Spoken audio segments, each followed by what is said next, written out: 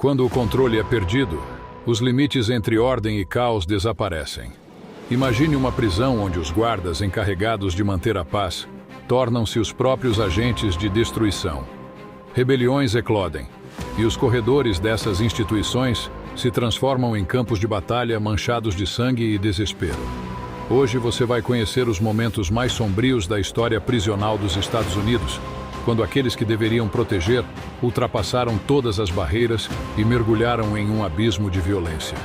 São histórias que revelam até onde a falta de controle e humanidade pode levar. De tiroteios sangrentos a motins onde as paredes ecoaram gritos de desespero. Prepare-se para ouvir relatos reais e impactantes de policiais que perderam completamente o controle, transformando prisões em verdadeiros cenários de massacre. Caso 1. O caos em Florence High. Em 20 de abril de 2008, o ambiente na penitenciária Florence High, no Colorado, estava tenso.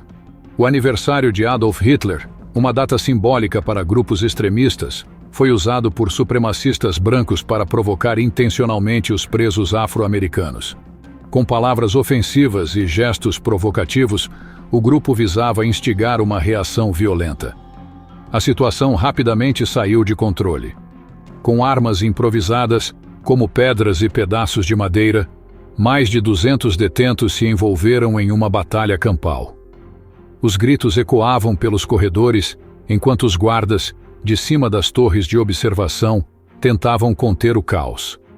Disparos de advertência foram feitos para o alto, conhecidos como tiros sem alvo, na tentativa de intimidar os envolvidos.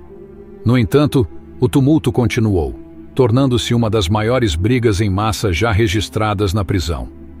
Quando os disparos de advertência falharam, os guardas passaram a mirar nos detentos mais agressivos. 2 presos foram mortos, enquanto outros 5 ficaram gravemente feridos. Para muitos, a violência parecia um massacre orquestrado, uma punição que excedia em muito o necessário para restaurar a ordem. Entre os mortos estava um jovem de 28 anos. Sua mãe, devastada, questionou por que ele foi alvejado no peito enquanto outros apenas sofreram tiros nos pés. Meu filho não era racista. Eles o colocaram em uma situação onde ele teve que sobreviver. Não havia outra escolha. A resposta da administração penitenciária foi vaga, alegando que o uso de força letal foi justificado para evitar que a rebelião se espalhasse. No entanto, surgiram rumores de que o tiroteio visava enviar uma mensagem para as gangues raciais dentro da prisão. Uma lição para ambos os lados. Esse episódio deixou marcas profundas na penitenciária Florence High e foi amplamente debatido como um exemplo de falha na gestão prisional. Mais do que uma simples briga entre facções, tornou-se um símbolo de como a negligência e o preconceito podem acender a fagulha de tragédias devastadoras. Caso 2. Rebelião no Novo México. Em 1980, a penitenciária estadual do Novo México foi palco de um dos motins mais violentos da história prisional dos Estados Unidos. O complexo, originalmente construído para abrigar 900 detentos, estava superlotado com mais de 1.150 presos vivendo em condições deploráveis. A infraestrutura precária, a comida insuficiente e o abuso de poder por parte dos guardas criaram um ambiente de tensão extrema. Na noite do motim, os presos estavam consumindo uma bebida alcoólica caseira fermentada dentro da prisão. Com os ânimos exaltados, um grupo de detentos percebeu que os guardas haviam deixado uma porta destrancada durante a contagem. Foi o suficiente para que a revolta começasse. Em questão de minutos, os detentos dominaram a ala máxima da penitenciária, onde estavam guardados os prisioneiros mais perigosos e violentos. O caos que se seguiu foi inimaginável. Presos aproveitaram a ausência de supervisão para ajustar contas antigas, atacando e torturando seus desafetos. Alguns foram queimados vivos, enquanto outros sofreram mutilões brutais. A violência se espalhou como um incêndio, e os poucos guardas que estavam de plantão foram tomados como reféns. No entanto, muitos deles foram surpreendentemente poupados, já que os detentos concentraram sua fúria em outros presos. Enquanto isso, do lado de fora, as autoridades enfrentavam dificuldades para retomar o controle. A violência dentro da penitenciária continuava incontrolável, e o uso de força letal era considerado inevitável. Quando as forças especiais finalmente invadiram o complexo, 36 horas após o início da rebelião, o cenário era devastador. Corpos mutilados estavam espalhados pelos corredores e as celas estavam completamente destruídas. Ao todo, 33 presos foram mortos e dezenas ficaram gravemente feridos. Décadas depois, em 2018, o Instituto Correcional de Lee, na Carolina do Sul, foi cenário de outro motim devastador.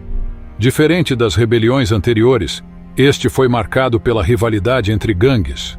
Os conflitos começaram devido ao controle de contrabando e território dentro da prisão, mas rapidamente se transformaram em uma batalha campal. A briga inicial envolveu membros de 3 grandes gangues, Bloods, Crips e Gangster Disciples. O número reduzido de guardas impossibilitou qualquer tentativa de controle. Durante horas, os presos se enfrentaram em lutas mortais, usando armas improvisadas como facas e barras de ferro. Alguns guardas relataram ter ficado paralisados, incapazes de intervir diante da magnitude da violência. Quando as autoridades finalmente conseguiram retomar o controle após 7 horas de confronto, o saldo era trágico. 7 detentos mortos e mais de uma dúzia feridos. Este motim não apenas chamou atenção para a falta de segurança e preparo dos agentes penitenciários, mas também para a influência crescente das gangues dentro do sistema prisional.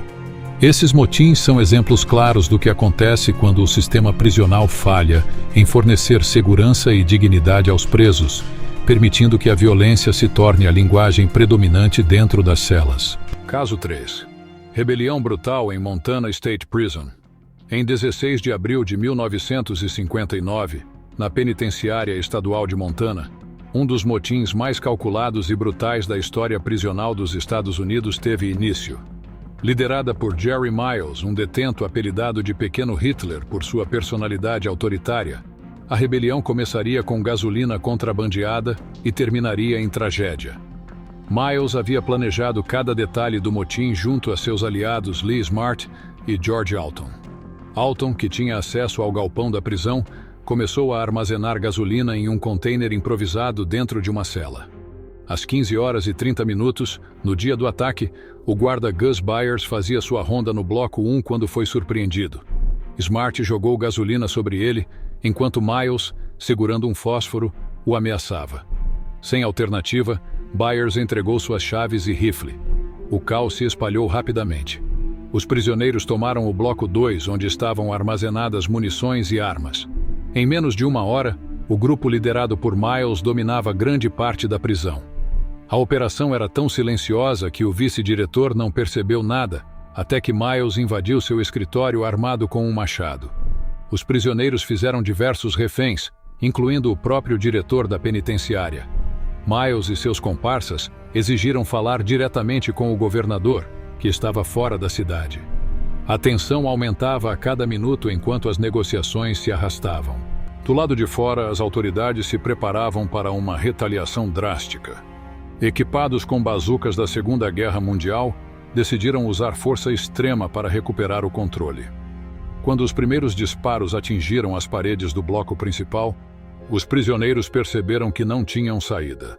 Miles e Smart, cercados e sem esperanças, decidiram tirar suas próprias vidas antes que fossem capturados. Em um gesto final, Miles escreveu em uma parede com carvão: "Nós preferimos a morte à humilhação." O motim durou 36 horas, mas seu impacto ressoaria por décadas. Nenhum refém foi ferido, mas as cicatrizes emocionais deixadas pelo evento marcaram profundamente os sobreviventes. A rebelião em Montana não foi apenas um ato de violência, mas uma demonstração sombria do que acontece quando as falhas do sistema prisional encontram líderes carismáticos dispostos a tudo. Caso 4. O sangrento confronto de Attica. Em 1971, a prisão de Attica, em Nova York, tornou-se palco de um dos motins mais brutais e impactantes da história dos Estados Unidos. Movidos por condições desumanas e uma longa lista de queixas, os detentos decidiram que era hora de reagir, mas ninguém poderia prever a dimensão do caos que se seguiria. As tensões haviam crescido por meses. Superlotação, salários irrisórios para trabalhos forçados, Alimentação inadequada e ausência de cuidados médicos formavam um cenário de constante frustração. Em 9 de setembro, a gota d'água veio quando um grupo de detentos no pátio de exercícios iniciou uma briga que rapidamente se espalhou. Em poucos minutos, centenas de prisioneiros haviam tomado o controle de grande parte da instalação. Os detentos capturaram 42 reféns, entre eles guardas e outros funcionários da prisão. Rapidamente, os líderes do motim estabeleceram um conjunto de demandas, incluindo melhores condições de vida, maior liberdade para contatos externos e salários dignos. Eles também pediram imunidade para todos os envolvidos na revolta. Do lado de fora, a pressão era enorme. O governador Nelson Rockefeller foi chamado, mas recusou-se a intervir pessoalmente, transferindo a responsabilidade para as autoridades locais. Negociações foram abertas, mas logo se tornaram um impasse. No quarto dia de motim, a situação alcançou um ponto crítico. Temendo pela segurança dos reféns, as forças de segurança decidiram retomar a prisão à força. Às 9h46 do dia 13 de setembro, as tropas estaduais invadiram Ática. Armados com rifles automáticos, atiraram indiscriminadamente enquanto avançavam pela instalação. O resultado foi devastador. Quando os tiros finalmente cessaram, 39 pessoas estavam mortas, incluindo 29 prisioneiros e 10 reféns. Posteriormente, uma investigação revelou que todos os reféns haviam sido mortos por balas disparadas pelas forças policiais, e não pelos detentos, como inicialmente alegado. Além das mortes, mais de 80 presos ficaram gravemente feridos, muitos dos quais alegaram ter sido brutalmente espancados após a retomada da prisão. As imagens e relatos desse evento chocaram o país, gerando debates acalorados sobre os direitos humanos dentro do sistema prisional. Ática tornou-se um símbolo da violência institucional e da negligência estatal. Até hoje, o nome da prisão é lembrado como um alerta sombrio sobre o que pode acontecer quando o diálogo é substituído pela força bruta. Caso 5. O pesadelo de Lee Correctional Institution. Em abril de 2018, a Lee Correctional Institution, na Carolina do Sul, testemunhou um dos motins mais sangrentos da história recente dos Estados Unidos. Localizada em uma área rural e conhecida por abrigar alguns dos detentos mais perigosos do estado, a prisão tornou-se o cenário de uma batalha brutal que deixou 7 mortos e mais de uma dúzia de feridos. A tensão vinha se acumulando havia meses, impulsionada pela rivalidade entre gangues internas e a incapacidade dos guardas de manter qualquer semblante de controle. A superlotação e a circulação de celulares contrabandeados permitiram que os líderes das gangues coordenassem atividades dentro e fora da prisão, transformando a unidade em um barril de pólvora prestes a explodir. Na noite de 15 de abril, o caos finalmente se instalou. Uma disputa entre gangues começou em um dos dormitórios e rapidamente se espalhou para outros 2 blocos. Relatos indicam que a luta foi desencadeada por um desacordo envolvendo dinheiro e contrabando de drogas. Com poucos guardas de plantão, 2 ou 3 para cada dormitório com cerca de 250 presos, a equipe da prisão optou por não intervir. De acordo com testemunhas, os oficiais permaneceram fora dos dormitórios, observando o desenrolar da violência pelas câmeras de segurança. Dentro das celas, o ambiente era descrito como um campo de batalha medieval. Facas improvisadas, pedaços de metal e até barras arrancadas das camas foram usados como armas. Alguns prisioneiros tentaram se proteger trancando-se nas celas, enquanto outros foram encurralados e brutalmente atacados por grupos rivais. Por 7 horas consecutivas, a carnificina continuou sem interrupção. O barulho de gritos e sons metálicos ecoou pelos corredores da prisão enquanto corpos caíam.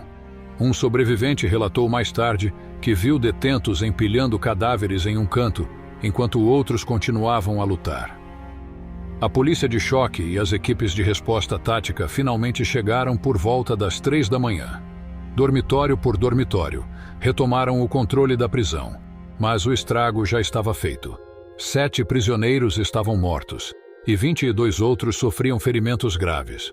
O motim de Lee Correctional Institution foi o mais mortal em uma prisão americana em 25 anos, chamando a atenção nacional para as condições deploráveis do sistema penitenciário. Muitos culparam a falta de supervisão, a escassez de pessoal e a ausência de recursos para reabilitação. Esse evento marcou um dos capítulos mais sombrios da história prisional do Zenendewainenwa, deixando uma marca indelével tanto nos sobreviventes quanto nas famílias daqueles que perderam suas vidas. Esses eventos revelam os momentos mais sombrios do sistema prisional americano, onde a linha entre ordem e caos se desfez completamente. De Florence High a Lee Correctional Institution, os casos mostram como falhas de supervisão, rivalidades internas e um ambiente de superlotação podem transformar prisões em verdadeiros campos de batalha. A tragédia não está apenas nos números, mas nas vidas perdidas e no trauma permanente deixado para trás. Cada rebelião é um lembrete brutal do preço da negligência e da falta de controle em ambientes já marcados pela violência e pela tensão. Qual dessas histórias foi mais impactante para você? Comente abaixo e compartilhe sua opinião sobre o que poderia ser feito para evitar tragédias como essas. Não se esqueça de se inscrever no canal para mais relatos intensos e histórias que revelam o lado mais obscuro da realidade prisional.